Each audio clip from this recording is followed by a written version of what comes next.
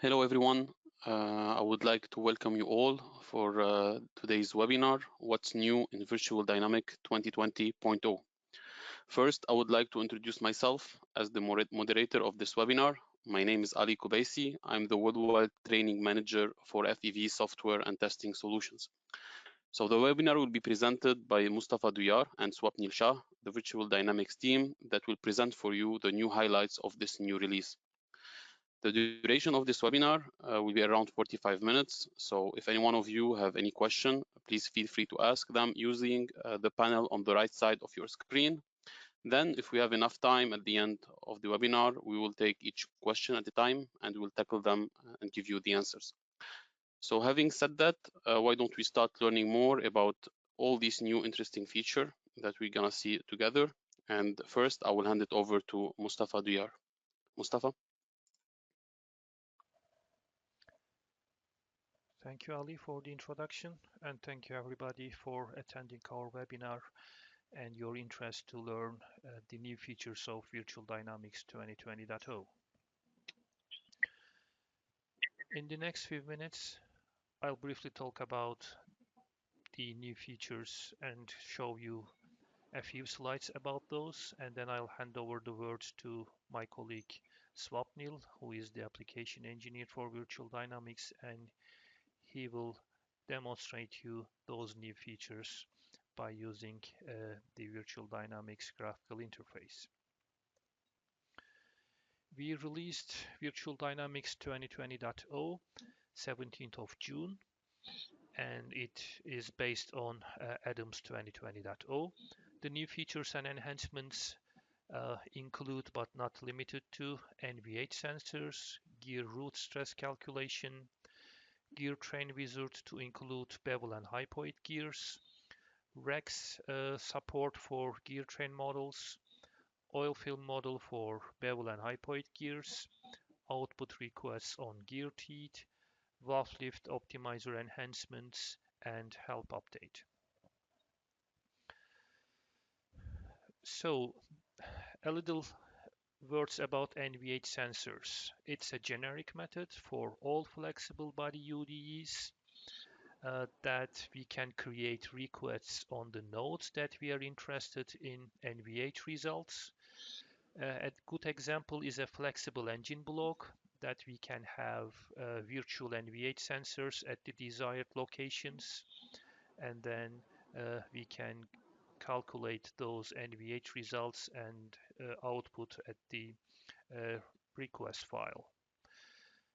By opening the modify flexible body dialog box, we can click on nodal requests and then edit. Then on the nodal request dialog box, we can define a list of node IDs and which NVH results we would like to create, like displacement, velocity, and acceleration. After applying and closing this dialog box and running the simulation, we can create these NVH results and review the results by using the post processor. The next new feature is gear root stress calculation. So for individual gear tooth over time, we calculate the root stress based on AGMA standard, and then these are output which can be plotted by using post processor. And here in this example, for particular two gear teeth, you can see the bending stress results. Geartrain Wizard now includes bevel and hypoid gears.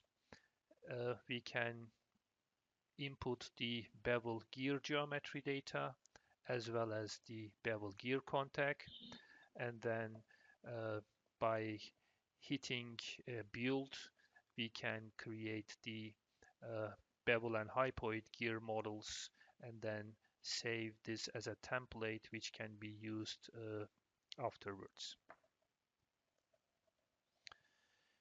We are now also supporting Rex file format for Geartrain models. Rex is a file format standard for Geartrain model exchange between different Geartrain simulation software which support this file format.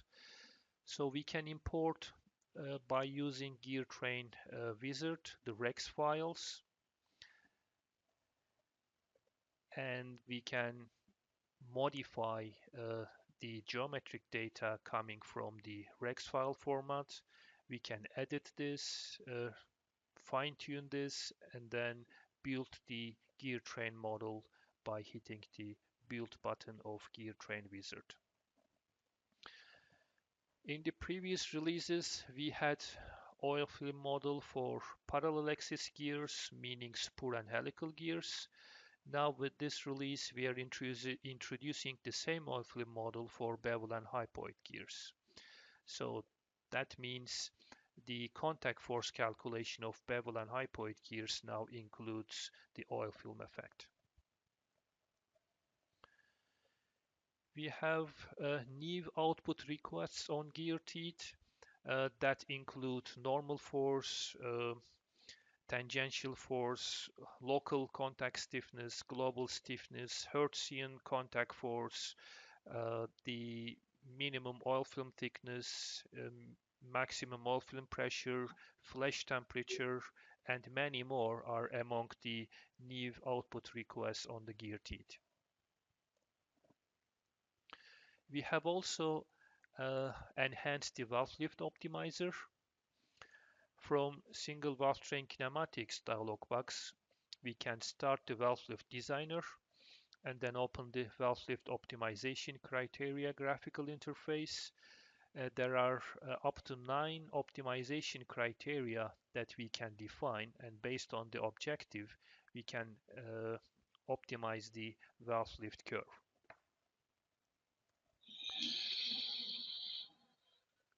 The last but not the least, we have also updated the help. Now it has a new format. We have redesigned it, and we also resolved some issues that appear on the modern browsers only. That we support all the modern browsers now. That said, that's all what I would like to tell you about these new features. Now I'm handing over the words to Swapnil, who will demonstrate you these new features. Great.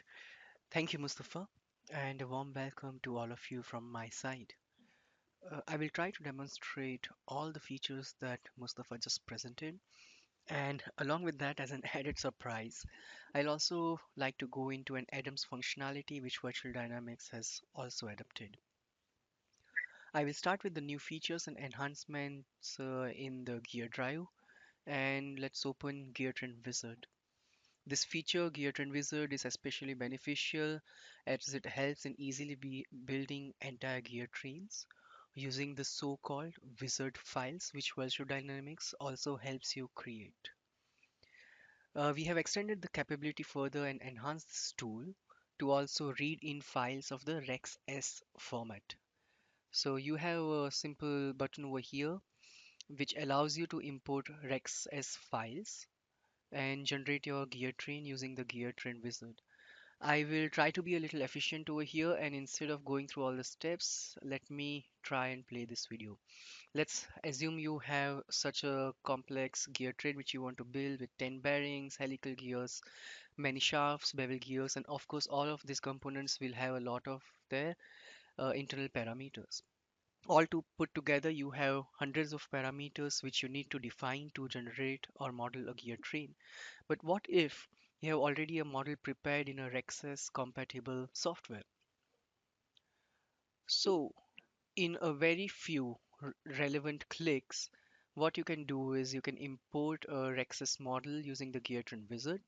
So you just import a Rexus file. In this case, to get a Rexus file, I just went to the website, their website, and downloaded a default model of the gear train, which I can now import to my Geartrain Wizard. As you can see, all the parameters in the dialog box are already filled out. I have 5 shafts, For every shaft, I have the bearing, gear, bevel gears, the gear pair contact definition in all the details of the macro, and even some of the microgeometries of the gear are also already imported from this Rexus file. And now I'm at click number 6, as you can see from my click counter, and I can easily build the gear train, which I downloaded, the Rexus file for which I downloaded from their website. I can also import the shafts or the details of the shafts and the bearings to update my Rexus model. This is a feature which is not directly available in Geartrain Wizard, but provided for this Rex-S interface. And as you might be already used to with Geartrain Wizard, after creating any model, you can run a quick simulation to perform the validation of your model to see whether all the components are placed and all the contexts are generated correctly. So we will just have a look at the animation of this gear train, and there you have it. In 8 clicks, you have now an extended capability of being able to import gear train from any software which is compatible with Rexes, like Master, and from what I hear, maybe even Kisoft in the future. I already provided you a hint for the next feature. Bevel gears are now a part of the Geartrain Wizard. Let me just create a few shafts to be able to see the internal options. We can define bearings, spur of helical gears, and now the number of bevel gears which are associated with a particular shaft. And of course, the bevel gears can be defined appropriately in the following tabs with all the details. It is of course naturally possible to define the contact between the bevel gears and create a bevel gear pair similar to spur and helical gears. Let me just import one of the wizard files from my database to give you a nice example. Our example does have a lot of components, but all this information is sourced from a simple ASCII file and it loads pretty quickly as visible here. Our gear train with all its components, including the bevel gears, the definition of the bevel gear, and also the bevel gear contact pair are all sourced from this wizard file. Let's move on and just build our model to see what it looks like. And over here, it is important to note that the Geartrain Wizard also has a lot of intelligence and always checks the plausibility of our gear train. So for example, the axial distance between gears, the normal module of a gear pair, and so forth. While this is going on, let us just have a look at this ASCII file, which is the wizard file where all the information is stored. Some basic format definition, units, and so forth, which is followed by the defining of all the participating components of our gear train in clear block formats.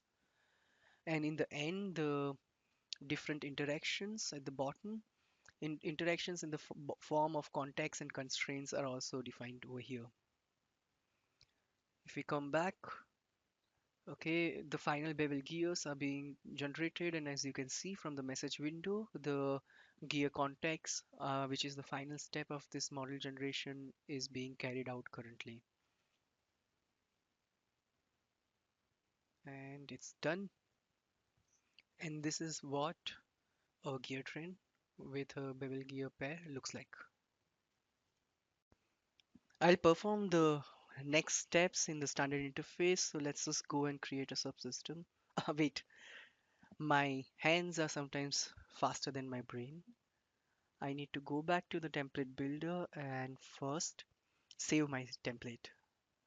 Let's give it a name. What's new 2020?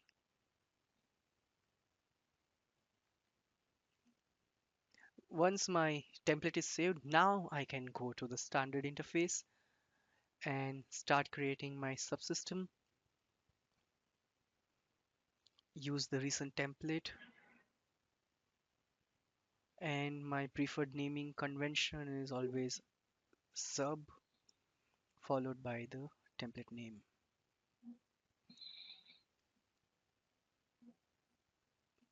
And that's it. use the template from memory for faster generation to create the subsystem. I'm going to concentrate on one of the gear pairs, so let's go in and change the appearance to understand where we are working. Blue gray, and for the next gear, which color do you want? I think, okay, I'll let me choose cyan. Go. In virtual dynamics, the gears, there are a lot of different permutations are possible for gears and the gear contact in between to have different fidelity models. When generated using Geartrain Wizard, the gear force which is generated is very useful, I must say, but the simplest gear force between a gear pair, which is this three-phase gear force. And over here also some intelligence where this stiffness and damping in the gear pair are estimated using the ISO approved formulas. I want to take my basic model, Geartrain model, with this three-phase gear force and replace one of the gear forces to one of the highest fidelity, most complex gear contact formulation that we have available, the general gear contact, wherein further we have two options using calculated or user. You can read a little more about it in the help. Over here in user, again, we have estimate functionality, which provides a good starting value. Let me just stick to the standards for now and move further to the next steps. That was all about the gear contact between the gears. And let's have a look at the gear element themselves. I'll just open one of the gears. If you notice in the dialog box that it has been slightly restructured to group all the similar elements together, and also some new parameters have been added for further analysis. For example, discretization, which defines the faceting on the gear surface to have your desired accuracy.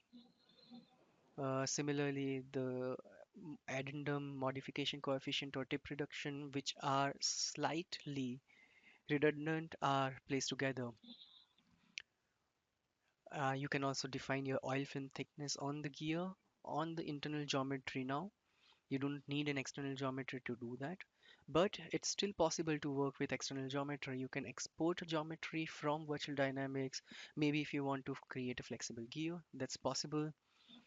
And of course, you can shift between internal and external geometry within the same dialog box. Looking at these two new parameters, rim thickness and central web thickness, if I put my mouse on top of it, you can see this small comment. These are the parameters are needed for better estimation of the tooth stiffness.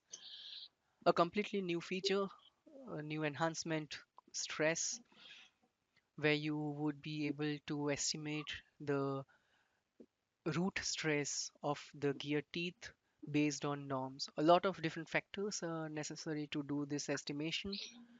Let me just shift to the help section to talk more about this. As you can see in this help, these new parameters like rim thickness and central web thickness based on ISO standards are described, how the definitions are described. If we go to the stress section, most of the all the parameters necessary to do the tooth root bending stress calculation, almost a tongue twister, are also defined over here along with the formula which is sourced from the norms. And we are here, then we can already talk about it. The update of our help documentation.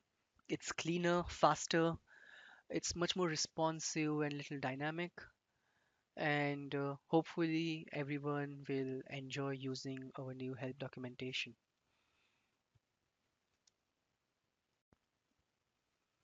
Another improvement is what something which will really help in detailed investigation of the gears is the tooth request list. This tooth request list helps me define the teeth on a particular gear which I want to investigate in detail. Let's zoom into one of the gears.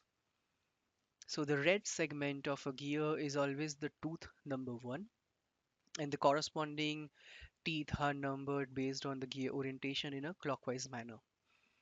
Let us say that in this case, I want detailed results of tooth number 1 and 11. So the context state, forces, stresses and many other parameters of this teeth on this gear will be available to me as standard output in my request file. Let's save it. We will come back to this topic when we are looking at the results of our gear train. Right now, after this is done, I want to move on or move back to the bevel gears and show the improvements in the bevel gear UDE. It has been brought advanced and brought to the same level as our spur and helical gears. Let's just have a look at the dialog box, which looks very similar to the spur and helical gears. And over here also it is now possible to define the oil film directly on the internal geometry. You also have discretization where you can define the faceting necessary for your gear pair. You can work with internal and external geometry, export geometry. You also have the tooth request list similar as spur and helical gears for detailed investigation. Let us save this bevel gear with oil film under a new property file. So it's underscore oil 0.1 and save it. I will also do the same for the other bevel gear in this gear pair. Define oil on top of it and save it under a new property file. You can understand and read more about the contact oil formulation, how the forces and the damping have been defined, how the gap saturation is being calculated in our help documentation. It's very interesting, but this webinar is definitely not sufficient to go into these theories. Going back to the model, uh, I will restore it to the original form, so having both the bevel gears without the oil film. Please bear with me, I have a reason for doing this and you will find out very soon. So I have both the property files with and without oil film, and for both the bevel gears I will select the property file without the oil film to go back to the original state. You just need to wait 3 minutes to understand why. I'm not going to make the same mistake twice. So let me go and save the subsystem, and I will let the variant as default while saving the subsystem.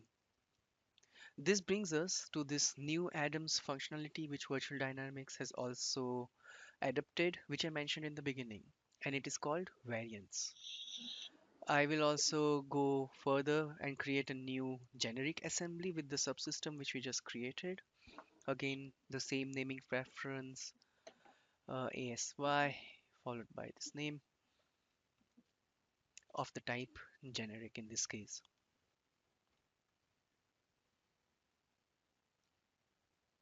And once that is done, if I go to this save as option of my assembly, I see that the first assembly which I just created is always created as the default existing variant. And let us now go back to replace the bevel gears with oil film again. So I will go to this bevel gear and select the property file where oil film was defined on the internal geometry.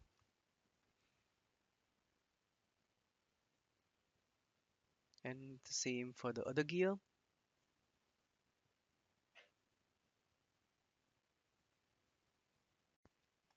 Once again, I will save the subsystem,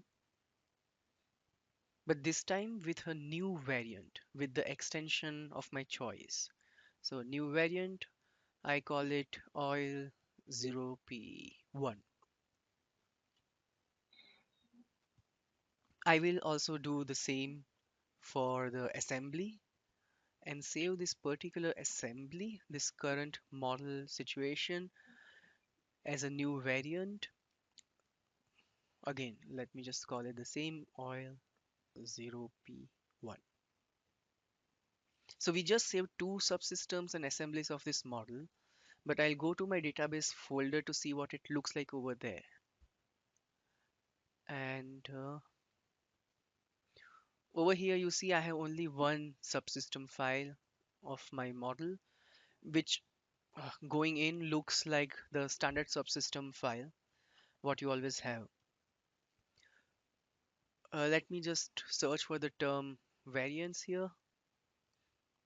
So as you can see, this user entity of bevel gear has an extension in the form of a variant oil 0P1, where this particular change with respect to the default model has been saved.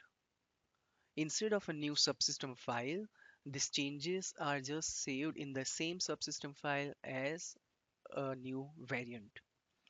Same logic also applies to the assembly, meaning this approach greatly reduces the data generation and easier to save different model versions. For example, I start a new calculation of a particular model and I can save that exact variant to be able to reproduce this result 3 months later.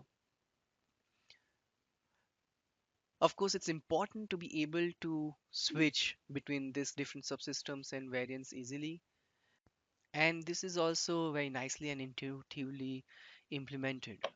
So in the same menu of file, we have an option called manage available, which allows you to switch between variants easily. So if I switch variants for the assembly, I have the two options which I saved over here available. Similarly, the options for the subsystem are also available over here. I just selected the default subsystem and applied it.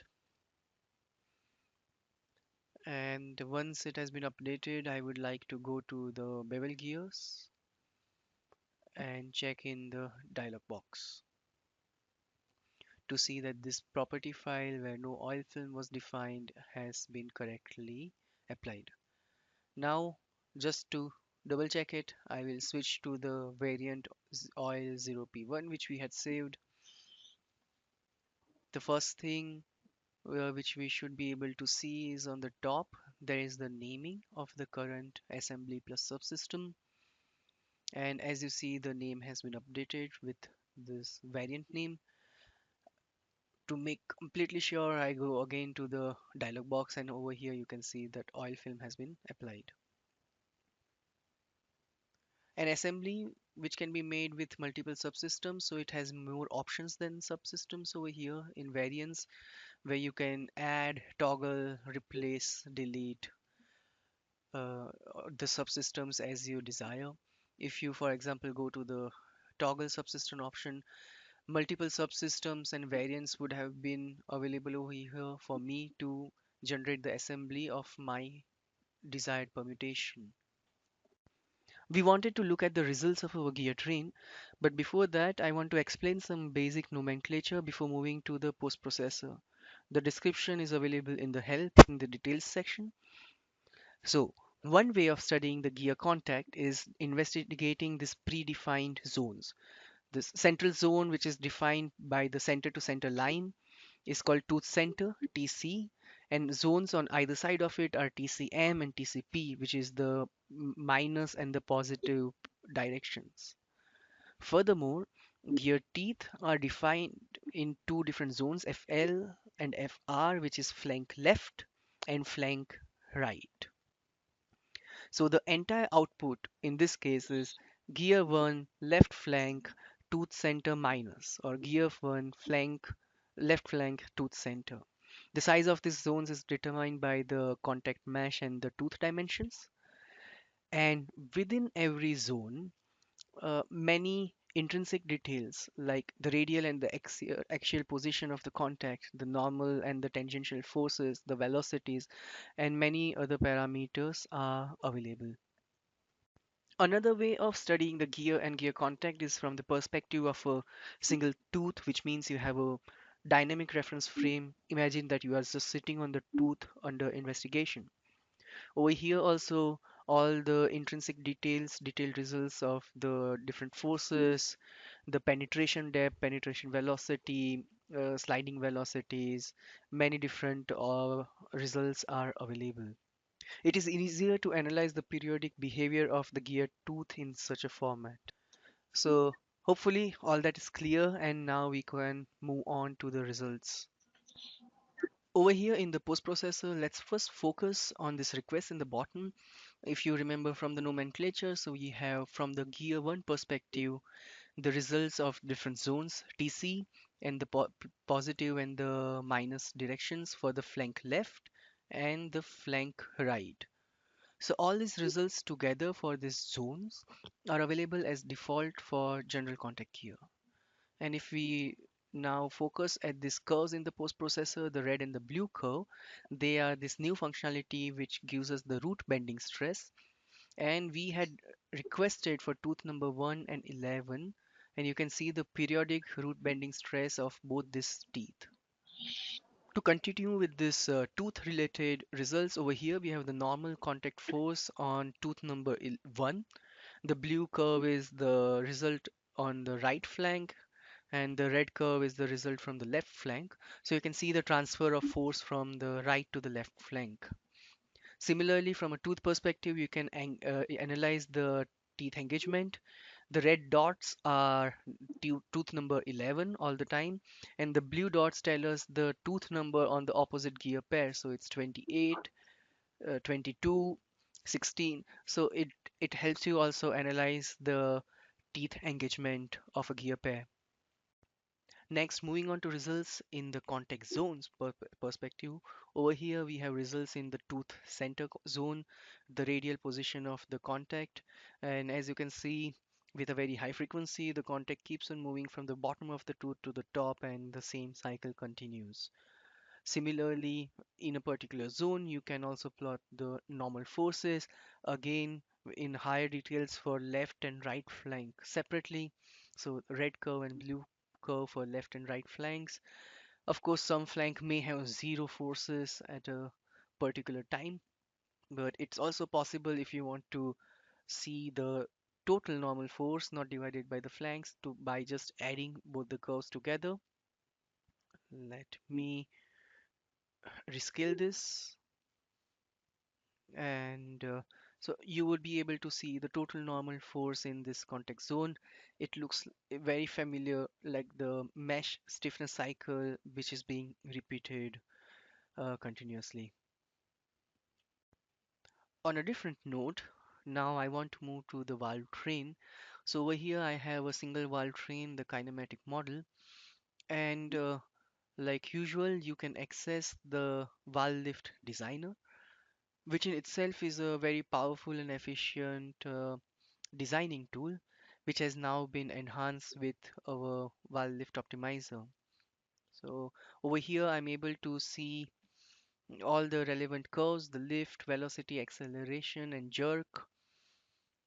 Right now it's around 350 millimeter per radian cube.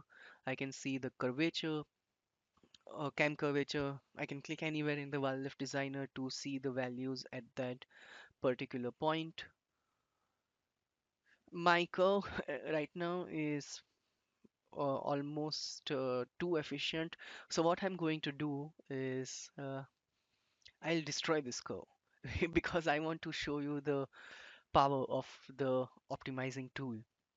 So let me make this valve lift very steep, and that will significantly increase the jerk values.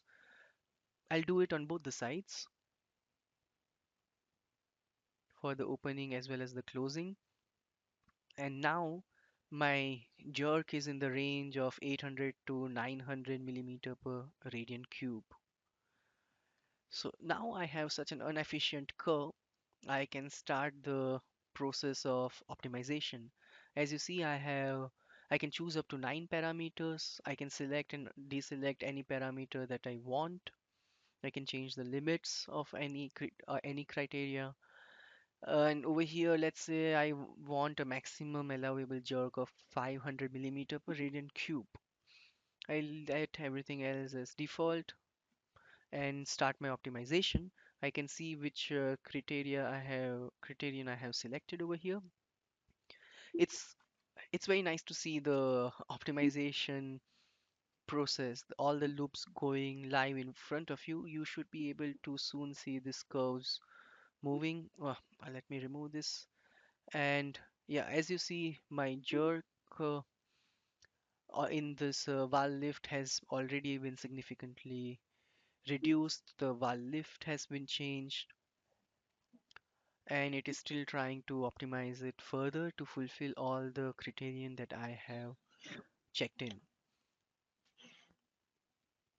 Once the optimization is over, the optimizer will come back to you with the limit values of all the optimizing criterion which you had given, like this over here, where you can see the maximum minimum jerk, the stress, and based on these results, you can decide whether you're happy with these curves, because even though this system is very intelligent, it's still not artificial intelligence. And the best way, in my opinion, is to optimize in multiple loops. So for example, I can change the curve slightly to my desired shape, expected shape, and run a second optimization loop, or I can incrementally change my limits. So for example, I think I have over here a lift off speed of 9,869. Now I can change that lift off speed to 10,000 and run another optimization loop to slowly have the most efficient solution. And once it's done, you just accept it, and you're ready to go with the corrected cam and valve lift. Moving on to the final feature of the day, nodal requests and flexible UDEs.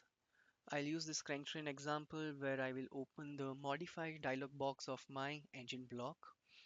So now in all flexible UDEs, you will have, along with virtual strain gauge in some, the option of nodal requests also available.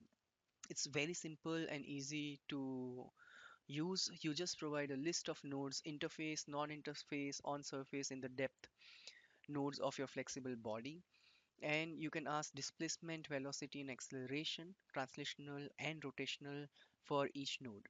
Just turn it on and off by using ones and zeros. So I asked 3 translational, over here rotational, and for this node I have turned on all the outputs possible. Of course, it's all relative, so you give a reference marker, which can be for your part or from the flexible reference marker. You can change the orientation in case you want X, Y, and Z in a particular direction. You can define it relative to ground, the rigid body, or the reference marker which you have defined. And that's it. Once you have set it up, you just have to start your simulation as you generally do over here, a steady state analysis, and you will get this extra outputs in your request file. It's important to point out that this is not limited to cranktrain or engine block. You can do or get nodal request output for cranktrain, valve train, timing mechanism, accessory drive, almost all the flexible UDs from virtual dynamics. So for this live simulation, I'm using multiple cores, so the simulation should run pretty fast. I used 6 cores for this calculation right now. And once this is complete, now I can just simply go to the post processor where we will be able to see these 3 nodal results which were requested. You can see them over here, all the translational data for this one. So I have all the velocities in X, Y, and Z, all the rotational data for this node. So I have the displacements or the rotational velocity or acceleration for this node, or as for the final node I had requested all the output. This would be really helpful for vibrational and acoustic analysis. And finish. So that's all I wanted to show to you today, and I will end with a personal note. We recognize that the world is going through a very difficult time, and we as Virtual Dynamics team are not immune to it either. So I'm personally really pleased with all the developments in spite of the complications we faced, and it was a pleasure for me to be able to demonstrate them for you today. I hope you enjoyed it as much as us. Please stay safe and never hesitate to contact us for any kind of support. And with that, I think we are ready to take your questions. Thank you so much, Swapnil, for and Mustafa for this lovely presentation. We have a few questions here. I think should we start, Swapnil? Yes, we can start. Yes. Okay. The first question we have is why is the shaft and bearing definition available only for Rex's extension and not in Geartrain Wizard? That's a good question because that is something we also discussed internally, and that is a purely, let's say, a design decision, a modeling decision. So the idea is that if you have already defined your shafts and bearings and all the relevant parameters in another software and you want to import them, then we wanted to provide you the possibility of just importing them instead of trying to generate the new property files for all those components. But then again, when you're working only directly with the Geartrain Wizard and generating your gear train in virtual dynamics, Mhm. we try to keep it as efficient and agile as possible, and including the definitions, detailed definitions of shafts and bearings in the Geartrain Wizard. Then someone who just wants to build a quick model and check, they would also be forced to put in so many values. So it was a really design decision. So of course, in virtual dynamics, you can change the shafts and the bearings after creating the gear wizard from the Geartrain Wizard, but it was to keep it a little simple so that you do not have to put in so many parameters in a single dialog box before you can build your basic gear train. Okay. Okay. Clear enough. The second question is how long does the calculation of the model Geartrain model takes in reality? uh, I had actually expected this question early because whenever I do not run a calculation, people are really interested in how long the simulation takes. And actually, I Mhm. have I got some values with me expecting this Yeah. question. So for this gear train model, to sum it up, I had two general gear contacts and three-phase gear contacts. And when I calculated a steady state for 120 milliseconds at a Yeah. sampling rate of 24 kilohertz, okay, then the calculation took around 2.5 to 3 minutes for single core. Yeah, I must also point out for a single core. If I had Mhm. used multiple cores, I could have reduced the calculation time to maybe 2 minutes or 1.5 minutes. Mhm. The same model, if I calculate for 1000 milliseconds at a sampling rate of maybe around 8 or 10 kilohertz, then it took around 15 minutes. So that's why I could not really run the simulations over here live. Mhm. But yeah, it's pretty manageable. You run a simulation, and before you know it, you will have the results in front of you. Okay. Hope this answers the question, I guess, for the person who raised it. The third question here is oil film applicable on internal as well as external geometry? Oh yes, yes, yes. So this feature about having the oil film on the internal geometry as well is Mhm. new, but it was always possible to um, apply the oil film on the external geometry. So that in that sense, virtual dynamics always helped you export a gear with with an oil film on top of it, because the oil film, even though we look at it differently, but the way the software or the solver looks at it, it's still a geometric body, but with different Mhm. physical properties. So virtual dynamics always helped you export a gear with oil film already on top of it. And now you can also use it on the internal geometry. So yes, in short. Okay, thank you for answering the first 3 questions. We still have a few more. I think we have time, right? So Yep. another question is, with the NVH outputs on flexible bodies, does that support the pick option where we would be able to select the node through clicking on the interface, or would we need to know the node ID? No, it's the simple the virtual dynamics interface. So when you right click on it, I'm trying to remember. I think you can click pick a node also, but I would have to check that. I will definitely get back with this Okay. node list. No, I do not remember for 100% sure. So I will get back with this answer. Okay. Well, we have a question as well. So the valve lift design tool, what are different options that are available, like constant visibility, ramp, acceleration ramp, and so on?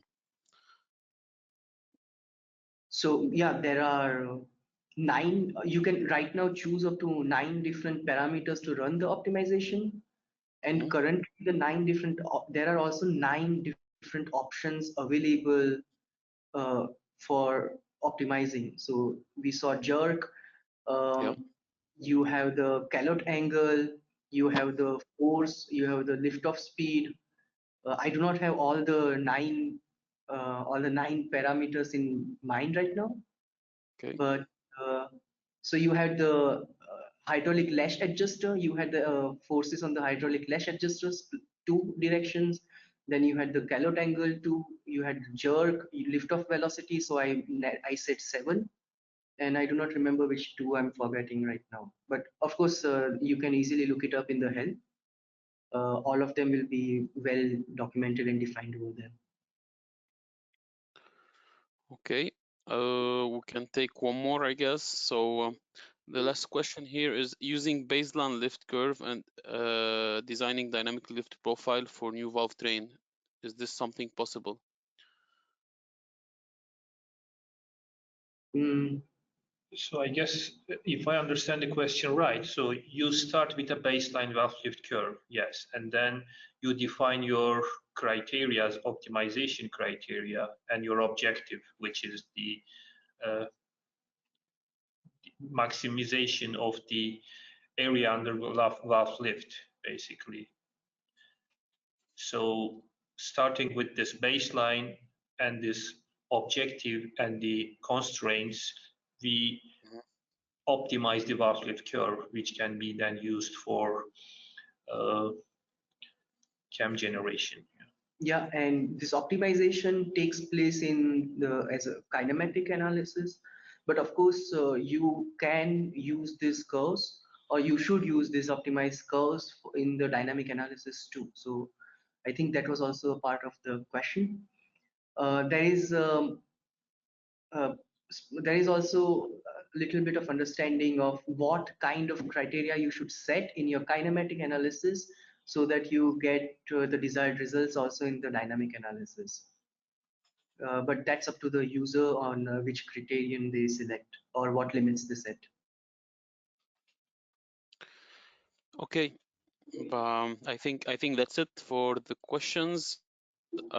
Thank you so much for both of you, for Swapnil and Mustafa Duyar. That was a very informative webinar and some interesting feature we can see in VD 2020.0. So I guess we can conclude it here. Yes. Yeah. Thank you very much. Thank you, everyone, for your participation and your interest. Yep. Thank you, everyone. Yep. Yep. Thank you. Bye.